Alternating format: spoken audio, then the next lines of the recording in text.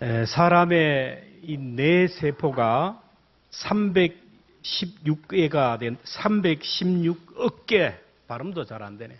316억 개가 된다고 하는데, 머리가 가장 좋고 많이 썼다는 사람 아인슈타인이 한 0.6%를 활용했대요. 그 유명한 괴테는 한 0.4%를 활용했다고 합니다. 그러면 여러분은 한 몇 프로 정도 활용했습니까? 이 엄청난 잠재력과 또 재능과 능력을 주었는데 이걸 활용하지 못해요. 사람들은 얘기합니다. 아이고, 내가 무슨, 나는 힘이 없고 나는 연약해서 나는 안 된다 그래요. 근데 우리 잠재력과 능력을 테스트를 해봐야 돼요. 사람들이 이제 혼자 산에 가라고 하면 못 간대요. 뱀이 무섭대요. 멧돼지가 무섭대요. 근데 사실은 뱀이 여러분을 무서워합니다. 멧돼지가 무서워서 떨어요. 그 이유는 하나님이 인간에게 만물의 영장으로 창조했기 때문에 다른 피조물들이 벌벌 떨어요. 그래서 여러분이 산에 가면 뱀이 냄새를 알고 소리를 알고 미리 도망을 하고요. 멧돼지도 미리 알고 도망을 해요. 오늘 우리에게는 엄청난 잠재력, 만물의 영장이라는 그런 하나님의 DNA를 하나님께서 주셨어요. 특별한 존재로, 능력을 행하는 존재로 주신 이유가 뭘까요? 창세기 2장 7절에 나옵니다. 하나님이 인간을 만들 때 흙으로 사람을 지으시고 그 코에 뭐를 넣었다고요? 생기를, 하나님의 생기를 넣었어요. 결국 오늘 우리는 하나님의 생기가 있는 존재들이에요. 다른 짐승들은 그런 게 없어요.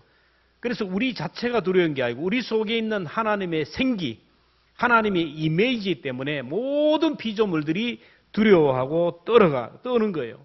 왜 이렇게 만들었습니까? 이 하나님의 이미지를 통하여 하나님의 형상으로 세상을 다스리고 정복하고 하나님을 대신해서 이 세상을 섬기라고 하신 거예요. 창세기 1장 28절에 말씀합니다. 시작. 생육하고 번성하여 땅에 충만하라. 땅을 정복하라. 바다의 물고기와 하늘의 새와 땅에 움직이는 모든 생물을 다스리라 하시니라. 땅에 있는 모든 것을 다스리고 지배하고 관리하고 섬기라고 능력을 주셨어요. 여러분, 인간과 가장 가까이 살면서 인간에게 유익을 주고 또 도움을 주는 동물을 가축이라 합니다. 소나 돼지나 염소, 닭, 개, 가축인데 이 가축들은 인간의 말에 절대적으로 순종하게 해요. 인간들보다 큰 항소나 덩치가 큰 위협적인 존재들이지만 인간에게 절대 복종하게 만들었어요. 남한을 대표하는 개가 진돗개고 북한을 대표하는 개가 풍산개입니다. 겉으로 볼 때 이 개들은 주인 앞에서 집에서 보면 너무 순둥이입니다. 똥개 같아요. 유들유들합니다. 이런 개들이 평소에는 이렇게 순한데 막상 주인을 위협하는 적이 나타나거나 사냥감이 나타나면 숨겨진 사냥개의 전투적인 DNA가 드러나요. 주인을 위하여 목숨을 걸어요. 하나님이 인간에게 보호막이 되어주고 인간에게 유익을 주는 가축들에게는 절대 순종의 DNA가 인간에게 유익한 열매를 맺게 하는 거예요. 아침에도 여러분 계란을 잡숫고 오셨는지 모르지만 닭이 우리를 위하여 하루에 한 개씩 알을 낳아줘요. 돼지도 새끼를 낳고 소도 새끼를 낳고 모든 것들이 우리 인간을 위하여 열매를 맺도록 그렇게 만든 나무의 열매들도 그래요. 근데 인간과 떨어져 사는 동물을 우리가 짐승이라 그러는 거예요. 짐승은 길들이기가 어려워요. 그러나 이 짐승도 우리 사람을 두려워하고 불안해요. 그래서 사람 냄새만 나면, 사람 소리가 나면 그 어떤 사나운 짐승들도 두려워서 떨어요. 인간에게, 다른 피조물에게 없는 특별한 재능과 DNA를 주셨는데 그 재능과 DNA를 통하여 자연을 다스려요. 거친 동물들을 다스려요. 여러분, 아무리 거친 동물들 보세요. 동물원에 갇혀 있어요. 사람이 마음대로 움직입니다. 그 짐승들이 사람을 지배하지 못해요. 하나님이 주신 그 재능으로 역사가 발달되었어요. 과학 문명이 발달됩니다. 의술이 발달되는 거예요. 여러분, 요즘 AI, 인공지능, 인간이 만든 로봇이 대중화가 되었는데 이제 인간이 하는 일들을 AI가 다 하잖아요. 자동차도 주행 기능이 있어가지고 요즘 좋은 자동차는 그냥 핸들만 붙들고 있으면 지가 알아서 다 가요. 앞에 차가 서면 자기도 서고 다 알아서 간다라는 거예요. 핸드폰으로 오다만 누리면, 오다만 내리면 집안 공기를 따뜻하게 하기도 하고 덥게 하기도 하고, 청소기에다가 오다만 내리면 이 청소기가 안방만 하라 그러면 안방만 하고, 거실만 하라면 거실만 하고, 말하는 대로 깨끗하게 하잖아요. 이런 것들은 하나님께서 특별한 능력을 주신 인간만이 하는 거예요. 근데 동물들을 보세요. 옛날이나 지금이나 변함이 있어요. 동물들 한번 보세요. 동물들이 뭐 입는 옷이 달라졌습니까? 뭐 이동 거리가 있습니까? 뭐 킥보드를 타고 다닙니까? 뭐 자동차를 타고. 옛날이나 지금이나 똑같은 방법으로 다녀요. 그들이 음식이 변화되는 거예요. 맨날 똑같은 거 먹어요. 그대로예요. 인간에게만 특별한 능력을 주시고 그 능력으로 자연을 다스리고 관리하고 섬기라는 거예요. 그런데 특별히 사람 중에서도 오늘 우리에게는 예수 그리스도를 영접하는 자들에게는 하나님의 자녀의 권세를 주셨습니다. 요한복음 1장 12절에 영접하는 자, 곧 그 이름을 믿는 자들에게는 하나님의 자녀가 되는 권세를 주셨으니, 여러분 하나님의 자녀의 권세는 뭐냐면 천국 가는 권세예요. 여러분 이 엄청난 복음을 전하는 거예요. 그런데도 감격이 없어요. 오늘 우리는 어디에 가는 권세가 있다고요? 청와대 여러분 못 들어갑니다. 천국 들어가는 권세예요. 왜? 하나님의 자녀에게만 주었기 때문에. 여러분 자녀는 아버지가 있는 집을 내 마음대로 들어가고 나와요. 우리는 하나님의 자녀이기 때문에 언제 오늘 죽어도 천국에 당당하게 들어가는 권세를 가진 자들이에요. 그래서 우리는 죽음이 안 두려워요. 물론 죽음이 두렵지만은 결론적으로 죽음 앞에 찬송하고 당당하게 천국에 들어가요. 세상 사람은요 죽음을 두려워합니다. 죽음 앞에 떨어요. 죽음 앞에 흔들립니다. 죽음은 끝이라고 생각합니다. 그러나 우리 그리스도인 하나님의 자녀들은 죽음을 안방문을 열고 건너방으로 건너가는 정도로 생각해요. 바울이 그랬어요. 그가 하나님의 자녀가 되고 나서 제일 먼저 변한 것이 죽음이 두렵지가 않아요. 감사하고 찬송합니다. 성령을 그에게 부어주니까 능력이 임하는데 내게 능력 주시는 자 안에서 내가 모든 것을 할 수 있다. 자, 바울에게 특별하신 능력 주신 이유가 뭘고, 오늘 저와 여러분에게 특별히 능력을 주신 이유가 뭡니까? 첫째는 모든 것을 할 수 있게 하시기 위하여. 내게 능력 주시는 자 안에서 모든 것을 할 수 있다. 주님이 능력을 주셨기에 주님의 능력 안에서 우리가 모든 것을 할 수 있어요. 여러분 하나님의 자녀는요, 이것은 할 수 있고 저것은 할 수 없고, 이런 것은 되고 저런 것은 안 되고, 이게 하나님의 자녀가 아니에요. 경제적으로 어려운 것은 감당할 수 있지만 몸이 아픈 것은 나는 감당이 안 된다. 건강하고 평안할 때는 예배 드릴 수 있지만 내 몸이 아프고 컨디션이 안 되면 나는 예배 안 된다. 가난은 견딜 수 있다. 그러나 누군가 나에게 자존심을 상하게 하면 나는 견딜 수가 없다. 이게 하나님의 자녀가 아니에요. 하나님의 자녀는 바울처럼 어떤 형편에든지 흔들리지 않고 변함없이 나가는 거예요. 오늘 장로님 기도하신 것처럼 다니엘처럼 형통할 때도 기도하고, 기도하면 내가 죽는다는 것도 알면서도 하루에 3번 예루살렘을 향하여 기도하는 거예요. 이게 뭐냐면 하나님의 자녀의 힘입니다. 하나님의 자녀는요, 바울처럼 자족해요. 바울이 복음을 전하다 욕을 얻어먹는 것은 감당할 수 있어도 매를 맞는 것은 난 감당할 수 없다. 아니에요. 매를 맞는 것도 감당했어요. 그는 몸으로 감당하는 것도 감당하고 물질로도 감당할 수 없어요. 물질이 어려워도 감당했어요. 오늘 우리 많은 사람들이 그래요.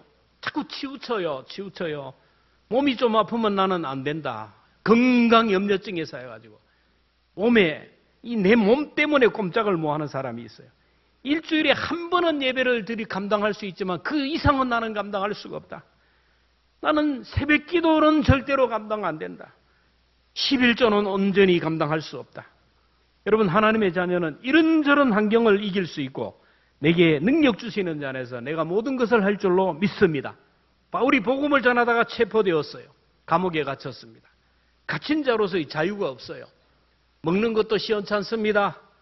언제 죽을 줄 몰라요. 고독하고 외롭습니다. 그럼에도 불구하고 바울은 고백해요. 빌립보서 4장 11절에 나는 어떤 형편이든지 자족하기를 배웠다. 자족하는 걸 배웠다라는 거예요.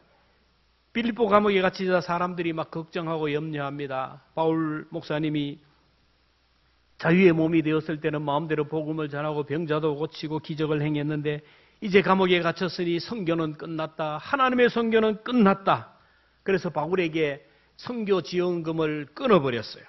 여러분, 선교사에게 선교 지원금이 끊겼다라는 것은 엄청난 거예요. 오늘 러시아 선교사님이 이제 안식년이 되어서 우리나라 왔는데 오후에 할 텐데 그분이 자동차를 이제 그곳에 가서 사용할 자동차를 구입하기 위해서 지금 지원을 하는데 우리 교회도 그걸 좀 지원할 거예요. 많지는 않지만 선교비가 지원이 끊어지면요, 선교사들은 아무것도 할 수 없어요. 바울이 감옥에 갇혀 있어요. 성도들이 선교금을 끊어버려요. 그러면 원망할 것 같지 않습니까? 그럴 만한 이유가 있겠지. 선교비, 그분들의 선교비로 내가 선교했나? 하나님이 나를 도와주셔서 했지. 빌립보 교인들을 원망하지 않아요. 그들을 이해하면서 그들을 위하여 기도합니다. 그러던 중에 빌립보 교회 성도들이 다시 선교비를 지원하기로 작정하고 바울을 면회 왔어요. 면회 온 빌립보 성도들을 향하여 바울이 말합니다. 우리 4장 10절 11절 같이 봅니다. 시작. 내가 주 안에서 크게 기뻐하면 너희가 나를 생각하던 것이 다시 사기남이니 너희가 또한 이를 위하여 생각은 하였으나 기회가 없었느니라. 내가 궁핍함으로 말하는 것이 아니니라. 어떠한 형편이든지 나는 자족하기를 배웠노니. 감옥에서 성령 충만하고 나서 바울이 많은 것을 깨닫고 배웠어요. 내가 왜 복음을 전하는데 감옥에 갇혀야 되느냐? 왜 내가 고난을 당해야 되느냐? 근데 감옥 안에서 진리를 깨닫고 나니까 기뻐하며 찬양해요. 여러분, 사람이 고난의 의미를 알게 되면요, 넉넉히 고난을 넘어가게 돼요. 내 몸이 왜 아플까? 우리 가정에 왜 이런 어려움이 있을까? 우리 교회 민족 가운데 왜 이런 어려움이 있을까? 그걸 알면요, 넉넉히 넘어가는 거예요. 모르기 때문에 불안하고, 모르기 때문에 불평하고, 모르기 때문에 절망을 하는 거예요. 바울이 지금 손발이 묶여서 감옥에 갇히니까 아무것도 못하는 거예요. 그러자 어떤 일이 일어났냐면 평소에 바울과 대립하면서 바울의 그늘에 가려서 아무 소리 못했던 다른 파들, 그런 사람들이 이제 지금이야말로 기회가 왔다. 바울이 갇혔으니 우리가 지금 복음을 전할 때다. 우리가 전도할 때다. 우리가 열심히 전도해서 바울에게 본때를 보이고 많은 사람들에게 본때를 보이자. 그들은 전도하는데 동기가 순수하지 않아요. 그래 열심히 복음을 전했어요. 그 얘기를 듣고 바울이 얘기합니다. 17절 18절 함께 읽습니다. 시작. 그들은 나의 매임에 괴로움을 더하게 한 줄로 생각하여 순수하지 못하게 다툼으로 그리스도를 전파하느니라. 그러면 무엇이냐? 거칠어로 하나 참으로 하나 무슨 방도로 하든지 전파되는 것은 그리스도니 이로써 나는 기뻐하고 또한 기뻐하리라. 여러분, 감옥에 갇혀서 있었지만 다른 사람이 막 시기해서 다툼으로 막 복음을 막 전하면 자기 명예도 떨어지고 나보다 저 또 영향력이 있네, 나보다 더 힘이 있네, 그러면 막 시기할 마음도 하는데 아니라는 거예요. 이렇게 하든 저렇게 하든 복음이 전파되니까 기쁘다라는 거예요. 그리고 감옥에 갇혀서 생각해보니까 나 때문에 감옥에 갇힌 사람들, 나 때문에 고난당하는 사람들을 생각하게 됩니다. 내가 고발하고 내가 체포하고 내가 법정에 세워서 감옥에 가뒀던 사람들, 그 사람들이 나 때문에 얼마나 고통당하고 나를 얼마나 원망했는가. 주님의 복음을 전하는 사람들을 이렇게 핍박한 나 같은 사람은 하나님께서 저 지옥 아랫목에서 영원히 고통당하게 해야 되는데 나 같은 사람을 구원하여 하나님의 자녀 삼아주셨다는 것에 대해서 그러니까 너무너무 감사하는 거예요. 갇혀서 생각해보니까 자기가 복음을 위하여 핍박을 당하거든요. 그 사람들의 입장에 서는 거예요. 나 때문에 고통당하고 고난당하는 사람들의 빚을 갚게 되니 감사하는 거예요. 그리고 복음을 위하여, 의를 위하여 핍박당하면 하늘에서 상급이 크다고 하는데 나 같은 사람 지옥에 떨어져도 할 말이 없는데 구원하여 하나님의 자녀 삼아준 것도 감사한데 복음을 위하여 핍박을 당하고 고난을 당해서 하늘에서 받을 상급을 준비하게 하시니 감사합니다. 고난의 잔을 들면서 찬양했어요. 이것이 바울이 빌립보 감옥에서 찬송하고 기뻐하고 감사했던 이유예요. 바울은 성령 충만 받고 나서는 어떤 형편이든지 자족한다 그랬어요. 배가 고파도 괜찮고 배가 불러도 괜찮고, 안 아파도 괜찮고 아파도 괜찮고, 감옥 밖에 있어도 괜찮고 감옥 안에도 있었고, 내가 살아도 좋고 죽어도 좋고. 바울은 그래요. 바울을 어떻게 공격할 수가 없어요. 때리면 천국에서 상급받으니 좋고, 안 때리면 안 아파서 좋고, 살려주면 세상에 사니까 좋고, 죽이면 천국 가니 좋고. 여러분, 바울처럼 이런 능력을 드리기를 축원합니다. 근데 우리 사람들은 어때요? 자꾸 그래요. 자꾸 이게 안 되면 또 이게 안 되고, 이게 안 되면. 그래서 사탄은요, 우리의 약점을 알고 계속 그 약한 부분을 파고들어요. 그래가지고 평생 주저앉게 하고 한계를 넘어가지 못해요. 바울은 죽음을 두려워하지 않아요. 고린도전서 15장 15절에 보면 사망아 너의 승리가 어디 있느냐? 사망아 내가 쏘는 것이 어디 있느냐? 우리 주 예수 그리스도로 말미암아 우리에게 승리를 주시는 하나님께 감사한다. 여러분 몸이 아파서 내게 막 죽음의 그림자가 쌓이고 죽음의 사인이 다가오고 이제 내가 주님 앞에 서야 되고 죽는다 그럴 때 아이고 그러지 말고 사망아 네가 어디 있느냐? 네가 싸는 것이 무엇이냐? 우리 주 예수 그리스도 안에서 우리에게 승리를 주신 하나님께 감사한다. 내가 죽으면 천국 들어가니 너무너무 감사하다. 여러분 이렇게 우리 선포할 수 있기를 주의 이름으로 축원합니다. 성령 받은 사람은요 모든 것을 이겨요. 그래서 요한복음 16장에 보면 세상에서 너희가 환난을 당하나 담대하라. 내가 세상을 이기었노라. 여러분 세상에서 승리하도록 하나님께서 우리에게 능력을 주셨어요. 믿음 지키도록, 내 신앙을 지키도록, 내 감정을 지키도록, 이 환경에 치우치지 않도록 성령 하나님께서 우리에게 능력을 주셨다라는 거예요. 내게 능력 주시는 자 안에서 여러분 모든 것들을 이길 수 있기를 주의 이름으로 축원합니다. 또 하나님이 우리에게 능력을 주신 이유는요, 축복의 통로가 되게 하라고. 나에게 능력 주시는 것은 나 혼자 행복하게, 나 혼자 잘 살게, 나 혼자 살다가 사는 것이 아니라 다른 사람에게 복을 흘려보내라고. 축복의 통로가 되라는 거예요. 하나님이 믿음의 조상 아브라함을 부르면서 그렇게 말씀하잖아요. 너무나 잘하는 말씀. 창세기 12장 1절부터 3절 같이 봅니다. 시작. 여호와께서 아브라함에게 이르시되 너는 너의 본토 친척과 아버지 집을 떠나 내가 내게 줄 땅으로 가라. 내가 너로 큰 민족을 이루고 내게 복을 주어 내 이름을 창대하기리 너는 복이 될지라. 많은 사람 중에 아브라함을 불렀어요. 아브라함을 큰 복의 사람을 만든 이유는 아브라함을 통하여 하나님의 복이 많은 민족에게, 많은 백성에게 흘러가도록 만들었어요.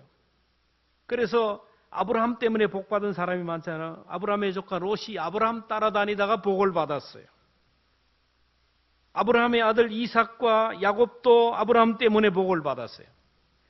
여러분 이스라엘 백성들이 애굽에서 400년 동안 종노릇합니다. 아들을 낳으면 나일강에 던져 죽여야 되고 아침부터 저녁까지 고된 노역을 당하면서 그렇게 착취당하며 살아갈 때 너무너무 힘드니까 그들이 하나님 앞에 막 부르짖어요. 살려달라고 기도할 때 하나님이 누구 때문에 구원해 주신다고 했어요.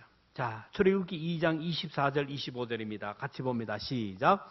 하나님이 그들의 고통을 하나님이 아브라함과 세운 그 언약을 기억하사 하나님이 이스라엘 자손을 돌보셨고 하나님이 그들을 기억하셨다. 누구를 기억하고? 아브라함을 기억하고 아브라함 때문에 그 민족을 구원하시고 그 민족을 통하여 한 민족을 이루시고 아브라함 때문에 그 후손을 축복하신다는 축복의 통로를 아브라함으로 만드시겠다는. 사람들은 하나님의 능력을 구하고 복을 구하고 은혜를 구합니다. 부자 되게 해달라고, 건강하게 해달라고, 승진하고 출세하게 해달라고요. 재산이 증식되게 해달라고 합니다. 자녀들이 잘 되게 해달랍니다. 그리고 끝이에요. 여러분 그러니까 응답이 없는 거예요. 여러분 앞으로 기도할 때 부자 되게 해서요. 기도하고 나서 그 다음 전제 조건을 봐요. 그러면 뭘 하겠습니다. 건강하게 해주세요. 그러면 뭘 하겠습니다. 자녀들 앞길을 열어주세요. 기도하고 나서 그러면 하겠습니다. 그럴 때 하나님께서 응답해 줘요. 무조건 부자 되고 무조건 건강하고, 부자 되고 건강하면 사람이 할 일이 뭐가 있어요? 보나 마나 뻔한 건데. 여러분, 내가 나의 행복을 구하고 내가 나의 행복을 찾아 나가면요, 언제나 갈증을 느끼고요, 만족이 없고 행복하지 못해요. 이 나라가 그래요. 여러분, 자살하는 사람들요, 우울증에 걸려서 또는 여러 가지 불면증에 시달리고 정신질환에 시달리는 사람들을 보면요, 다 많이 가진 사람이에요. 많이 배운 사람입니다. 엘리트 계층에 있는 사람이에요. 왜 그 사람들이 그래요? 자기만 생각하니까, 나만을 생각하고 내 재산 증식하고 내가 행복하게, 내가 즐기고 내 자녀들을 위해서 그렇게 오늘 그 성구, 기원의 성구를 할 때 하나님이 주신 것을 가지고 자기가 배불리 먹고 그 남은 것을 자식에게 여기에만 머물러 있으니까 문제예요. 그러니까 행복을 얻지를 못하는 거예요. 자꾸 갈증을 느끼는 거예요. 그러나 다른 사람의 행복을 구하고 다른 사람을 행복하게 사는 사람은 세상이 줄 수 없는 기쁨과 평안을 누리게 되는 거예요. 우리나라는 옛날에 비해서 너무너무 잘 살아요. 그럼에도 불구하고 행복지수는 OECD 국가 중에 최하위입니다. 왜 그럴까요? 자기 자신의 행복만을 위하여 살기 때문에. 여러분, 나의 행복과 나의 유익을 위하여 살아가는 사람치고 행복한 사람을 찾아볼 수가 없어요. 다른 사람의 유익을 구하고 다른 사람을 행복하게 사는 사람을 치고 행복하지 않은 사람이 없어요. 우리들이 다른 사람의 행복을 구하고 다른 사람에게 유익을 구하고 다른 사람을 섬기면서 살아가면요, 이게 하나님께 영광이 되고 이게 전도하는 그런 기회가 돼요. 오늘 사람들이 전도하라 그러면 자꾸 착각을 해요. 나가서 예수 믿으세요. 예수 천당 불신지옥 교회 와야 됩니다. 이게 전도인 줄 알아요. 전도는 그게 아니에요. 전도는 뭐냐 하면은 그 전도의 본질을 오늘 성경에 말씀해요. 오늘 마태복음 5장 16절입니다. 시작. 이같이 너희 착한 빛이 사람 앞에 비치게 하여 그들로 너희 착한 행실을 보고 하늘에 계신 너희 아버지께 영광을 돌리게 하라. 오늘 내게 주신 하나님의 축복, 내게 주신 하나님의 은사를 가지고 세상 사람들에게 나누어주고 베풀어주고 섬길 때 그 빛이 드러나면 너희가 믿는 하나님이 뭔가 다르다. 하나님께 영광을 돌리며 그 사람의 마음의 문이 열려서 자연적으로 예수를 믿게 되는 거예요. 이게 바로 관계 중심의 전도예요. 우리에게 권능을 주시고 능력을 주신 이유는요, 복음을 전하라고 주신 거예요. 주님의 증인이 되라고 주신 거예요. 이것이 성경의 핵심 가치고 복음의 핵심 가치예요. 나에게 건강을 주신 이유, 재물을 주신 이유, 남들보다 더 지혜로운 은사와 달란트를 주시고 남들보다 뭔가 더 낫다라는 것은요, 다른 사람을 위하여 섬기라는 것이고 흘려보내라는 뜻이에요. 모든 복은 하나님의 목적에 맞게 사용하고 복을 흘려보내면요, 그 복이 마르지 않는 샘물처럼 쏟아질 줄로 믿습니다. 오늘 성경에서 약속했어요. 누가복음 6장 38절 함께 봅니다. 시작. 주라 그리하면 너희에게 줄 것이니 곧 후이되어 누르고 흔들어 넘치도록 하여 너희에게 안겨주래. 이게 하나님의 법칙이에요. 주고 베풀고 나누면 하나님이 채워주시는데 몇 배로 하시는지 보세요. 주라 그러면 너희에게 줄 것이니 후이되어 준다, 눌러서 준다, 흔들어서 준다, 넘치도록 준다. 몇 배입니까? 5개. 여러분, 성령 충만도 마찬가지예요. 앉아서 성령 충만을 주옵소서, 나에게 권능을 주옵소서. 저 사람을 위하여 기도하면 병자가 벌떡벌떡 일어나게 하시고 귀신을 쫓아내는 능력을 주시고, 그렇게 기도한다고 되는 게 아니에요. 성령 충만은 어디에서 나타난다고요? 현장에서, 삶의 현장에서 나타나요. 현장에서. 저도 신학교 다닐 때 막 조윤기 목사님처럼 막 그때는 막 불의 사자들이 많아요. 나도 한번 성령 충만을 도깨비 방망이로, 솔직하게 도깨비 방망이로 생각했어요. 올라가면 하나님께서 도깨비 방망이를 주면 나도 될 것이다. 그래서 막 금요일마다 이 기도원 저 기도원 다니면서 했는데 능력이 안 나타나요. 능력은 어디서 나타나느냐? 교회에서 나타나는 거예요. 아이들을 가르칠 때, 설교할 때, 섬김의 자리에 있을 때 능력이 나타나는 걸 봐요. 하나님이 우리에게 능력을 주시고 권능을 주신 이유는 영혼을 구원하라고, 하나님의 나라를 확장하라고, 사명을 감당하라고 주셔요. 성령 충만하면 은사가 나타나요. 은사는 뭐냐면은 쉽게 말하면 하나님의 나라를 섬기고 교회를 섬기고 성도를 섬기고 영혼을 구원하고 연약한 영혼을 세우는 그 일을 하는데 연장과 같아요. 연장. 오늘 이 시대는요, 연장이 일을 해요. 따라합시다. 연장이 일을 한다. 여러분이 성령 충만하지 않으면요, 맨손으로 그냥 맨손으로 하는 거예요. 여러분 맨손으로 뭐 한번 해보세요. 맨손으로 가서 밭을 요즘 깨를 심든지 뭘 심든지 해보세요. 안 돼요. 뭐가 있어야 돼요? 요즘 장비가 있어요. 요즘에는 여러분 비싼 고가의 장비가 있고 트랙터가 있고요, 이항기가 있고 별의별 게 다 있어요. 장비가 일을 해요. 하나님의 나라는요, 내 인본주의로 내 인간적인 열심으로 안 돼요. 하면 할수록 본인이 병이 들고 공동체가 어려워요. 성령 충만하면 은사가 그 일을 감당하게 되는 거예요. 성경에 보면 은사들이 여러 가지 나오는데 믿음의 은사도 있고 병 고치는 은사도 있고요. 예언하는 은사도 있고요. 영분별하는 은사도 있고 방언하는 은사도 있고 방언 통역하는 은사도 있고 가르치는 은사도 있고요. 찬양의 은사도 있고 사랑의 은사도 있고 지도력의 은사도 있고 물질도 은사돼요. 건강도 은사래요. 잘생긴 것도 은사예요. 다른 사람보다 뭔가 좀 다 낫다. 이것은 바로 은사예요. 이 은사는 뭐 하라고 주신 거라고요? 은사를 주신 이유는 복의 통로로 쓰임받으라고 주세요. 축복의 통로로 쓰임받으라고요. 의시되고 자랑하고 교만하라고 준 게 아니에요. 한 아이가 불타는 건물에 있다가 소방관이 와서 구해 주었어요. 이 소방관이 이 아이를 안고 막 나오는데 아이가 보니까 소방관이 끼고 있는 장갑이 너무너무 멋있거든요. 와, 아저씨 장갑 참 멋있네요. 이게 소방관이 얘기합니다. 이 장갑은 멋을 부리라고 만든 것이 아니라 불 속에서라도 불 속에서 사람을 구원하라고 끼고 있는 것이다. 사람들이 저에게 목사님, 여러분에게 장로님, 권사님, 선생님, 여러분에게 믿음이 좋다 그리고 건강하게 건강을 부러워하고 물질이 많다고 부러워하면요, 이런저런 칭찬을 하면 이것은 하나님 지금 내게 뭘 줬다는 거예요? 연장을 줬다는 거예요. 그분들이 아이고 건강하셔 좋겠습니다. 돈이 많아 좋겠습니다. 똑똑해서 좋겠습니다. 믿음 좋아 좋겠습니다. 그러면 하나님이 나에게 이런 연장을 주셨구나. 이걸 가지고 교회를 섬기라는 거예요. 자랑하라는 게 아니에요. 의식되라는 거 아니에요. 교만하라는 게 아니라니까요. 베풀라라니까요. 오늘 내가 살아있는 이유는요, 하나님이 나를 살려주신 이유는 한 영혼이라도 구원하기 위해서. 늘 강조하지만 여러분, 하나님이 나를 살려주신 이유는요, 한 영혼이라도 구원하고 한 영혼이라도 살리라고. 그래서 생명을 연장해요. 하나님이 날마다 우리 마음을 이렇게 봐요. 매일 봅니다. 이래 보면서 삶의 목적이 뭐노? 왜 살아가는가? 왜 살아가려고 하는가? 다 보고 계세요. 근데 하나님의 목적이 하나도 없고 하나님의 의의가 없으면 뭐 살려두면 뭐합니까? 오래 살아봐야.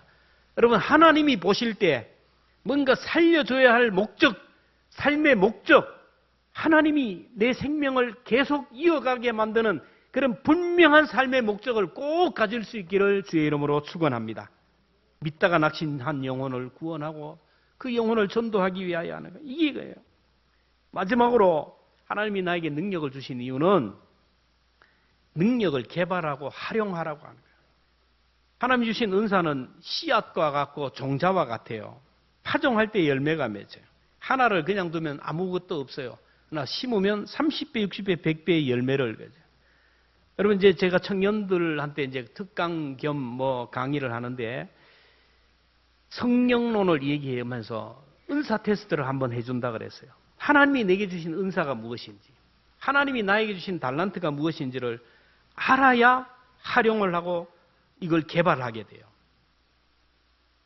여러분, 하나님이 주신 은사를 개발해 보시기를 바랍니다. 저도 중학교 때 선생님이 이제 음악 시험을 보는데 계명으로 한번 부르고 가사로 한번 부르래요. 그때 제가 한번 부르면서 나는 음악에 대한 달란트는 없다.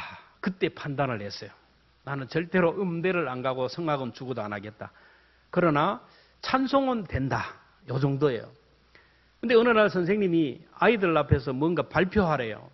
준비하는데 너무너무 재미있더라고요. 발표를 하니까 아이들이 좋아 그래요. 그때부터 글쓰기도 좋고 또 책 보는 것도 좋고 그래서 신학을 하게 되었는데 이상하게 신학교 1학년 때 여러분 놀라지 마세요. 신학교 1학년 때 목사님이 설교를 시키더라고요. 설교시키는 목사님이나 설교한 나나 둘 다 한심한 사람이에요. 뭔 설교를 하겠어요. 뭔 설교를. 그러면서 저는 계속 설교하는 훈련을 받았어요. 전도사 때, 교육전도사 때부터 해가지고 계속 주일 오후 예배도 그렇고 설교를 해요. 근데 설교 준비하는 것이 재밌어요. 교인들이 뭐 졸든지 안 든지 그거는 둘째고 설교 준비하는 것이 좋고 설교하는 것이 재미가 있어요. 제가 목회의 길을 걷게 되었는데 은사가 어디서 드러나냐면 강단에서 목사의 능력이 은사가 빛을 발하는 거예요. 우리 교회에 제가 부임해서 제자 훈련도 하고 사역자 훈련도 하고 그러면서 이제 은사 테스트를 했어요. 그래가지고 그 테스트를 해가지고 제 나름대로 재직회 부서들로 하고 교회 학교 교사도 뭐 맡겼는데 얼마나 잘하는지 몰라요. 그분들이 그때 은사 테스트를 통하여 은사를 개발하고 그 은사를 지금까지 개발해 나가는 걸 봐요. 진돗개, 풍산개 집에 있을 때는 똥개예요. 너무 수운합니다. 아무것도 아닌 것 같아요. 근데 산속에 들어가는 순간 사냥감을 보는 순간 사냥개의 본색이 드러나요. 하얀 이빨 송곳니가 드러나고요. 으르렁대고 발톱이 드러나요. 우리 그리스도의 능력은 절대로 교회 안에서 드러나는 게 아니에요. 교회 안에서 우리의 능력이 나타나지 않아요. 구역 예배에서 나타나지 않습니다. 성도하고 성도들의 교제가 나타나고 교제하는 곳에 나타나지 않아요. 우리의 능력은 직장에 나갈 때, 안 믿는 사람을 만났을 때, 아직도 주님을 모르는 사람들 속에 들어갈 때 그 속에 우리에게 있는 보혈의 능력이, 성령의 능력이 나타날 줄로 믿습니다. 누가복음 10장에 보면 70인이 전도하고 돌아와서 막 주의 이름이면 귀신들도 우리를 항복한다 그랬어요. 그저 예수님이 하늘에서 사탄이 떨어지는 걸 봤다 그랬어요. 제자들 앞에서 귀신이 한 길로 왔다 7길로 도망가고요. 막 하늘에서 사탄이 번개처럼 떨어지는 이유가 뭐냐면 예수님이 그들에게 능력을 주셨기 때문에. 자, 누가복음 10장 19절입니다. 시작. 내가 너희에게 뱀과 정갈을 밟으며 원수의 모든 능력을 제할 너희를 해칠 자가 이 능력은 저와 여러분에게 주신 줄로 믿습니다. 어디에 갈 때? 필드에 나갈 때, 복음 전하는 자리에 나갈 때, 나가서 복음을 전하는 그 자리에 나가면 능력이 나타나요. 근데 안 나가니까 능력이 안 나타나는 거예요. 연장을 줬어요. 좋은 톱을 줬어요. 이 톱을 가지고 집에 걸어 놓으면 능력이 나타나요? 톱 좋은 톱이다. 이거는 뭘 할 수 있다. 안 돼요. 이걸 가지고 가서 썰어야 돼요. 오늘 하나님께서 우리에게 주신 능력으로 나가서 믿지 않는 자들에게 복음을 전하고 믿다가 낙심한 자들에게 복음을 전하고 어떻게 하든지 섬길 때에 거기에서 능력이 나타난다는 거예요. 오늘 우리에게는 하나님의 자녀의 권세가 있어요. 하나님의 자녀가 말을 하면 하나님의 공권력으로 인하여 이루어져요. 그래서 저는 목회를 하면 할수록 나이가 들수록 말의 능력이 있다라는 거예요. 그래서 이제는 내가 말을 할 때는 믿음을 가지고 해요. 말하면 말한 대로 돼요. 내 몸을 향하여 선포하고 다른 사람들을 위하여 선포하면 그대로 이루어져요. 여러분들도 한번 선포하시기를 바라요. 내가 힘이 있어 하는 거예요. 하나님의 자녀이기에 말하는 대로 이루어질 줄로 믿습니다. 믿음으로 하세요. 우리 자녀들을 향하여 우리 자녀들의 앞길이 열려질지어다. 우리 가정의 불행한 모든 일들은 끝나게 될지어다. 병자를 위해서는 이 병에서 자유할 것이다. 선포하시라니까요. 우리에게는 기도 천국권이 있어요. 기도하면 그대로 이루어져요. 인도에서 평생을 바친 스탠리 존스라는 선교사님이 있었는데 이분이 89세에 뇌출혈로 반신불구가 되었어요. 그러니까 강제로 병원에 입원시켰어요. 근데 이제 이 사람이 병원에 입원해서 있는데 의사가 오면 꼭 부탁을 합니다. 닥터, 제발 부탁하니까 나에게 이렇게 선포해 주게. 나사렛 예수의 이름으로 스탠리야 걸으라. 의사가 미쳤나요? 왜 나보고 나는 몸만 고치면 되지. 계속 부탁하는 거예요. 제발 부탁이니까 요것만 해달라고. 스탠리야 나사렛 예수 이름으로 명하노니 일어나 걸으라. 하도 부탁을 하니까 부탁을 들어줬어요. 그러다 보니까 이제는 들어오면 제일 먼저 나사렛 예수 이름으로 명하노니 스탠리야 일어나 걸으라. 그러면 이 스탠리 목사님 옆에서 아멘. 간호사가 들어오면 또 부탁을 해요. 간호사가 듣겠어요? 간호사 제발 내가 오늘 햄버거를 사줄 테니까 부탁을 할 테니까 미친 생각치고 한 말하고 나사렛 예수 이름으로 명하노니 스탠리야 걸어라 얘기하라는 거예요. 하도 부탁을 하니까 떡 사준다는데 안 해요. 그렇게 하면 아멘, 아멘. 의사가 들어오면 나사렛 예수 이름으로 명하노니 일어나 걸어라 아멘. 간호사가 들어와도 나사렛 예수 이름으로 명하노니 일어나 걸어라 아멘. 옆에 사람들을 보니까 90 넘은 노인네가 저러니까 치매 걸렸다 그러는 거예요. 근데 놀랍게 이 스탠리 선교사는 6개월 만에 병상을 떨고 자리에서 일어나서 또다시 선교지로 인도로 갔다라는 거예요. 병석에 누워있던 90세 노인 스탠리 목사를 일으켜 인도까지 인도한 분이 누굽니까? 하나님이 주시는 성령의 능력인 줄로 믿습니다. 오늘 우리는 예수 그리스도의 이름으로 구원을 받고 하나님의 자녀가 되었어요. 천국 백성이 되었어요. 그리고 하나님께서 하늘의 공권력 성령의 능력으로 주셔서 기도하는 대로 이루어지게 하시고 선포하는 대로 이루어지는 능력을 우리에게 주셨다라는 겁니다. 우리는 그 능력을 우리가 실천해야 돼요. 우리는 순례자들입니다. 순례자는 불편한 게 많아요. 안 되는 게 많습니다. 부족한 게 많아요. 그래서 이 험한 세상 믿음으로 승리하도록 하나님이 성령을 부어주셨어요. 이것도 하고 저것도 하고 다 이기도록 성령을 부어주셨어요. 그리고 우리에게 복을 주셔서 이 복이 축복의 통로로 쓰임받도록 은혜를 주셨어요. 그리고 우리에게 주신 은사가 있어요. 개발해 보세요. 여러분 이것을 자꾸 활용을 해야 돼요.